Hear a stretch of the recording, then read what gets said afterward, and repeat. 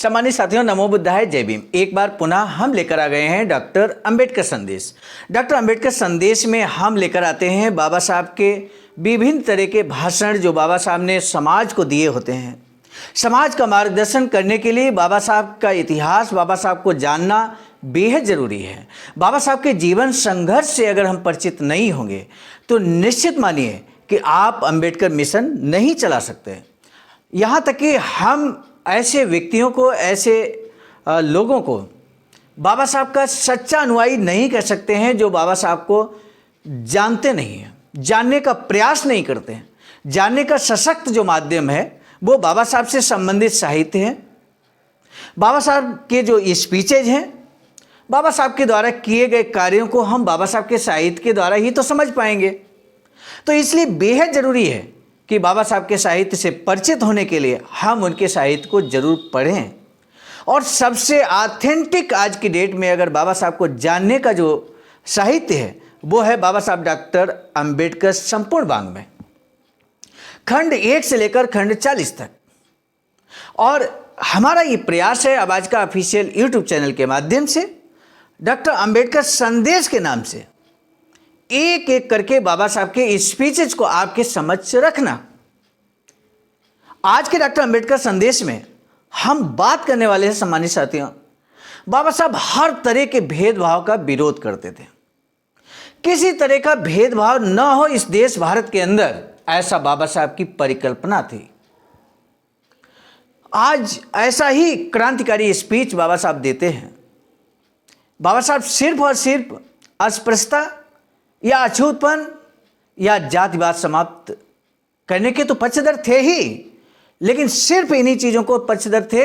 इसके साथ साथ हम आपको बता दें, बाबा साहब किसी तरह का, चाहे वो भाषा भेद हो, भाषा के आधार पर या क्षेत्र के आधार पर जो भेद होता है, जिले के आधार पर भेद होता था महाराष्ट्र में, इस तरह का भी कई स्पीचेज में बाबा साहब ने जिक्र किया। तो इस तरह के जो भेद होते थे, जातियों में तो भेद होता ही था। बाबा साहब हर तरह के भेदभाव से निश्चित रूप से नफरत करते हैं, हम ये कह सकते हैं। और यही कारण है कि बाबा साहब ने जब भारतीय संविधान लिखा तो समानता, स्वतंत्रता, न्याय और बंधुत्व की बात की। आज के डॉक्टर अंबेडकर संदेश में बाबा साहब का ये स्पीच समझकर, सुनकर निश्चित रूप से एक बड़ा संदेश आपको मिलेगा। इसलिए आपसे निवेदन है कि वीडियो को अंत तक जरूर वॉच कीजिएगा। और साथ ही साथ हम आपको बता दें, इसी वीडियो के अंत में पूछा जाएगा एक महत्वपूर्ण प्रश्न जिसका आप जवाब देंगे, और जवाब हम देखकर हमें बहुत ही खुशी होगी, क्योंकि वही व्यक्ति जवाब दे सकता है जो डॉक्टर अंबेडकर संदेश को अंत तक वॉच करेंगे। ऐसे में आपसे एक बार पुनः निवेदन है कि आप अंत तक वीडियो को जरूर वॉच कीजिएगा, जिससे कि बाबा साहब के स्पीच का पूरा सारांश आप समझ सकें। आधा अधूरा ज्ञान निश्चित रूप से हमेशा खतरनाक होता है, घातक होता है। जब हम कंप्लीट बाबा साहब का स्पीच सुनेंगे, कंप्लीट जीवन संघर्ष जानेंगे, तो निश्चित रूप से हम समाज को सही रास्ता दिखाने के काबिल होंगे। आज का डॉक्टर अंबेडकर संदेश अब बिना विलंब के हम शुरू करते हैं। स्थान Buddha Bodhisattva Ambedkar national centre, BBIC, Sarnath, Varanasi, राज्य उत्तर प्रदेश, देश भारत के सौजन्य से। विषय है कोंकणस्थ देशस्थ का भेद हमें मंजूर नहीं है। बाबा साहब डॉक्टर अंबेडकर संपूर्ण वाङ्मय खंड 38 से पेज नंबर 373 से 374 तक रविवार दिनांक 19 फरवरी 1933 के दिन दांडा रोड, बांद्रे, मुंबई में श्री देवराय नाइक की अध्यक्षता में अस्पृश्यों की एक सार्वजनिक सभा हुई। इस सभा का उद्देश्य डॉक्टर बाबा साहब अंबेडकर का स्वागत कर उनका सम्मान करना था। सभा में उनके कार्य को सबकी मान्यता जाहिर करने के लिए उन्हें चांदी का गुलदस्ता अर्पण किया गया। सभा में बांद्रे में रहने वाले स्त्री पुरुष सम्मिलित थे। डॉक्टर अंबेडकर ने इस सभा में जो भाषण दिया वह दिल को छूने वाला, विचार प्रेरक था। सो युवाओं के जरिए इधर जो लोग समाज कार्य में बाधा डाल रहे थे उनका जिक्र होना स्वाभाविक था। उन्होंने अपने भाषण में कहा कि कुछ लोग ठाणे के बोर्डिंग के बारे में और समता सैनिक दल के बारे में अफवाहें फैलाकर समाज में फूट डालने का बुरा काम कर रहे हैं। ये लोग और कोई नहीं बल्कि हमारे ही समाज बांधव हैं। सम्मानित साथियों, समझना होगा यहाँ पर हमें लगता होगा कि बाबा साहब का निस्वार्थ भाव से त्याग, समर्पण, बलिदान समाज के प्रति था। हम जानते हैं इस बात को,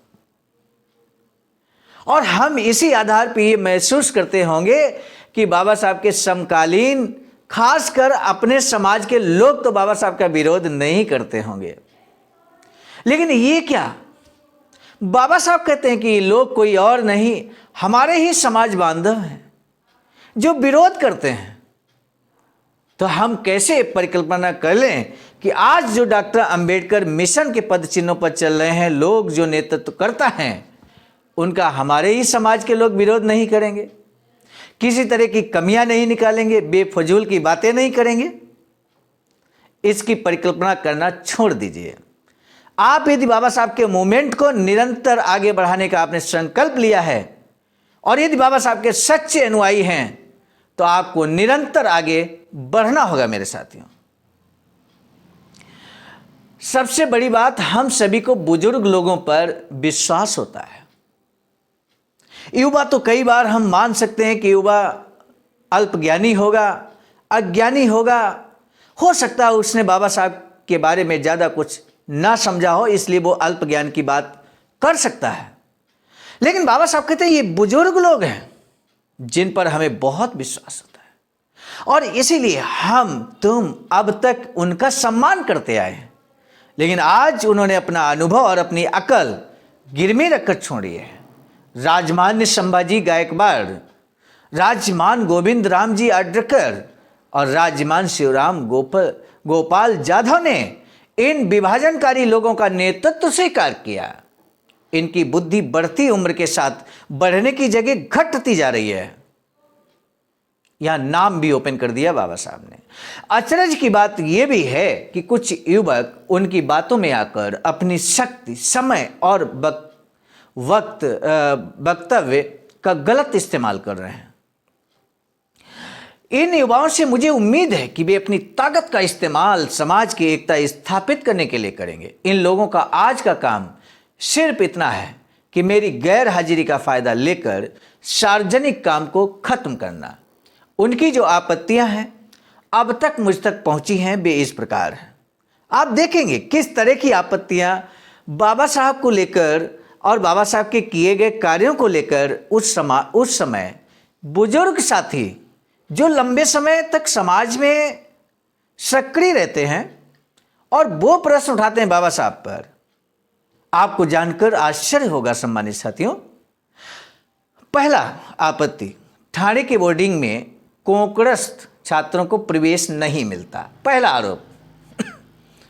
दूसरी आपत्ति, इस बोर्डिंग के सुपरिंटेंडेंट के पद पर शिवराम गोपाल जाधव की नियुक्ति की जाए, डिमांड कर दी अपनी नियुक्ति की। सूबेदार सवादकर को समता सैनिक दल के सर्वाधिकारी के पद पर क्यों चुना गया? हमारे आंदोलन में अन्य जातियों का प्रवेश क्यों हो?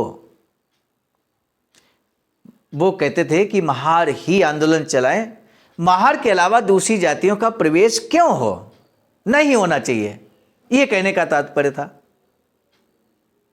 आप समझ रहे होंगे ना किस तरह से बेफजूल की बातें।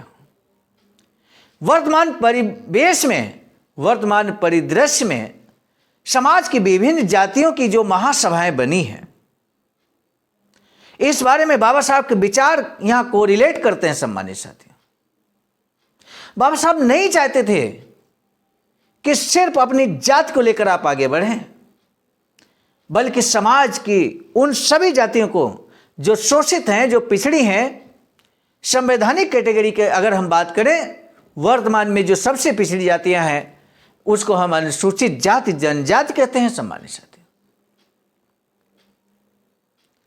उसको लेकर हमें आगे बढ़ना चाहिए, जन जागरण करना चाहिए। कोई भी समझदार आदमी ये बात समझ सकता है कि बहुत ही तुच्छ, बेकार के आरोप हैं।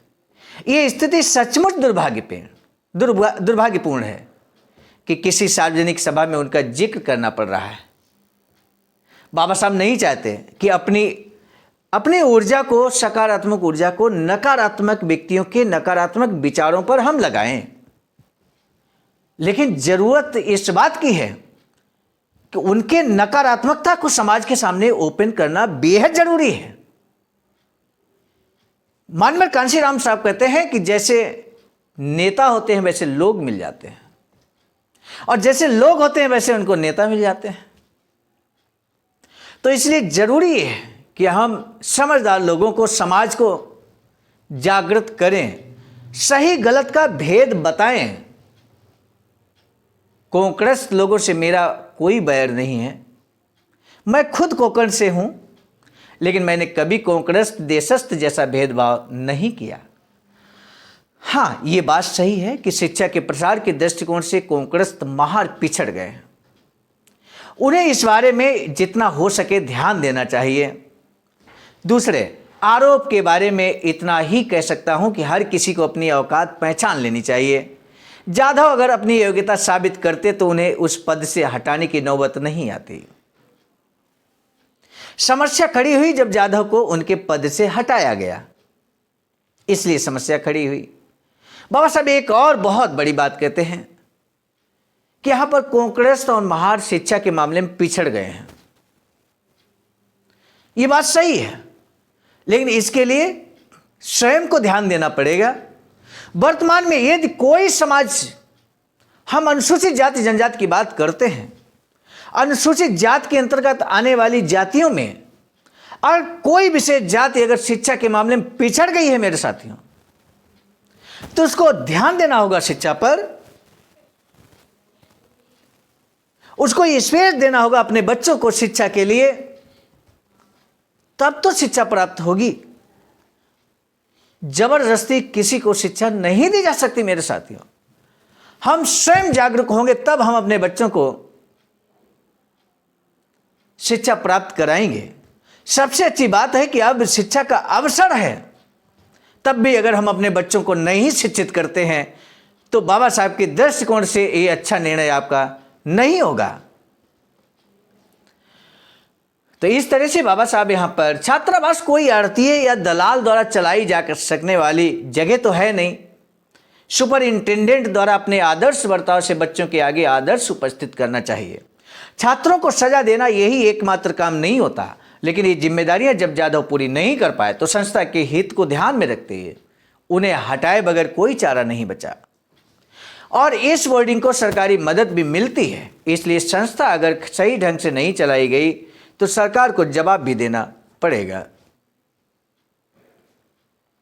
अब की बार ठाणे और महाड़ के छात्रावास एक कमेटी चलाएगी और उस कमेटी के अध्यक्ष हैं सूबेदार सवादकर।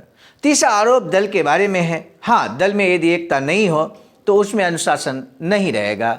चौथा आरोप यह है कि हमारे आंदोलन में ब्राह्मण, कायस्थ, भंडारी आदि जाति के लोग क्यों हों। इसका सीधा सरल आसान जवाब मैं देता ताकि आप समझ जाएं। आप जब बीमार होते हैं तब डॉक्टर के पास जाते हैं, तब अगर वह माहिर नहीं होगा तो क्या आप उसके पास नहीं जाएंगे? नहीं। फिर इस बारे में आपके मन में आशंका क्यों है? आज कट शब्दों का इस्तेमाल करना पड़ा, इसका मुझे बहुत दुख है, लेकिन कट कर्तव्य के तौर पर मुझे ये करना पड़ा। इस तरह की स्थितियां पैदा ना होने देना आपके ही हाथ में है सम्मानित साथियों। ये कहकर डॉक्टर बाबा साहब ने अपना भाषण पूरा किया। आप समझ गए होंगे कि बाबा साहब के समक्ष भी ऐसी स्थितियां आती हैं जब उन्हें कट शब्दों में लोगों को समझाना पड़ता है, बताना पड़ता है। इसलिए सम्मानित साथियों, हमें ध्यान रखना होगा। कोशिश ये करनी चाहिए व्यक्ति को आलोचना करने से पहले, हालांकि समालोचना बेकार नहीं होती, लेकिन सिर्फ आलोचना करना ये ठीक नहीं होता। आलोचना करने से पहले जिस व्यक्ति की आलोचना हम करते हैं, क्या हमने उतना संघर्ष किया है, उतना समर्पण किया है, क्या उतना त्याग और बलिदान किया है? यदि हाँ, तो आपका आलोचना सही है, तो वो आपकी आलोचना समालोचना में तब्दील हो जाएगी मेरे साथियों। लेकिन यदि आप घर बैठकर और जो आंदोलन कर रहे हैं पूरे देश प्रदेश में घूम घूम कर बाबा साहब डॉक्टर भीमराव अंबेडकर का मिशन आगे बढ़ाने का कार्य कर रहे हैं, उन पर फिजूल प्रश्न करना जिस तरह से बाबा साहब पर रखे गए, मैं समझता हूं ये बेहद अनुचित होगा। हम सभी का ये दायित्व बनता है कि ऐसे मिशनरी साथियों का मनोबल बढ़ाने का कार्य करें जो डॉक्टर अंबेडकर मिशन को बढ़ाने के लिए अपने गांव ही नहीं, अपने ब्लॉक में ही नहीं, अपने जिले ही में नहीं, अपने प्रदेश में ही नहीं, बल्कि अपने पूरे देश के विभिन्न प्रदेशों में जा जाकर एक बड़ा संदेश देने का काम करते हैं मेरे साथियों। इसलिए बार बार हम कहते हैं बाबा साहब के स्पीचेज को जानना होगा, समझना होगा, सुनना होगा, पढ़ना होगा। यदि हम ऐसा कर ले जाते हैं तो निश्चित मानिए कि हम एक बेहतर भविष्य का निर्माण करेंगे, आने वाली पीढ़ी के लिए रास्ता प्रशस्त करेंगे, स्वाभिमान भरी रास्ता हम देंगे, जीवन देंगे। और इसी के साथ बाबा साहब का स्पीच यहाँ समाप्त हुआ। अब हम आपको बता दें आज के स्पीच के बाद जो महत्वपूर्ण प्रश्न है, कौन लोग हैं जो ठाणे के बोर्डिंग के बारे में और समता सैनिक दल के बारे में अफवाहें फैलाकर समाज में फूट डालने का बुरा काम कर रहे हैं। प्रश्न नंबर 2, क्या बाबा साहब डॉक्टर भीमराव अंबेडकर पर आरोप लगाने वाले के लिए अध्यक्ष का सुझाव है? क्या बाबा साहब डॉक्टर भीमराव अंबेडकर पर आरोप लगाने वाले के लिए अध्यक्ष का सुझाव है? उस सुझाव के बारे में यहां पर आपको बताना है। और इस समय हम देख पा रहे हैं बाबा साहब का एक अधूरी इच्छा, डॉक्टर अंबेडकर संदेश हम समाप्त करने जा रहे हैं, लेकिन ये बताना बेहद जरूरी है कि बाबा साहब की एक अधूरी इच्छा वैचारिकी सेंटर बनाने की है। और इस तरह का वैचारिकी सेंटर सारनाथ वाराणसी राज्य उत्तर प्रदेश देश भारत में निर्माणाधीन है। आवाज का अर्थात अखिल भारतीय अनुसूचित जाति जनजाति कर्मचारी कल्याण एसोसिएशन आवाज का के नेतृत्व में, बहुजन बौद्ध समाज संघर्ष समिति BBS3 और all India doctor Ambedkar student association के माध्यम से SBI account number IFSC code इसलिए दिया गया। बहुत सारे साथी ये बात कहते हैं कि हम भी अपना अमूल्य योगदान इस वैचारिकी सेंटर के निर्माण में करना चाहते हैं और ये स्वेच्छा पर आधारित है। आप भी चाहें तो जरूर कर सकते हैं दिए गए अकाउंट नंबर IFSC कोड पर। सामान्य साथियों, आज का डॉक्टर अंबेडकर संदेश हम लेकर आए थे मिशन नायक बुद्ध मित्र मुसाफिर सर, राष्ट्रीय महासचिव आवाज का, नई दिल्ली की प्रेरणा में, और साथ ही साथ संकलन कर्ता गृह में परम आदरणीय विजय कुमार बौद्ध जी, प्रांतीय कोषाध्यक्ष आवाज का बिहार। आज के डॉक्टर अंबेडकर संदेश को समाप्त करने से पहले हम आप सभी का, वो जो सभी साथी अंत तक वीडियो को वॉच करते हैं, उन सभी के प्रति अपने हृदय तल की गहराइयों से धन्यवाद ज्ञापित करते हुए, साधुवाद देते हुए, मैं सर्वजीत आर्य, राष्ट्रीय कोषाध्यक्ष आवाज का, नई दिल्ली, आज के इस डॉक्टर अंबेडकर संदेश को यहीं पर विराम देता हूं। पुनः मिलेंगे नए डॉक्टर अंबेडकर संदेश में। तब तक के लिए आप सभी को प्रेम भरा सादर नमो बुद्धाय। जय भीम।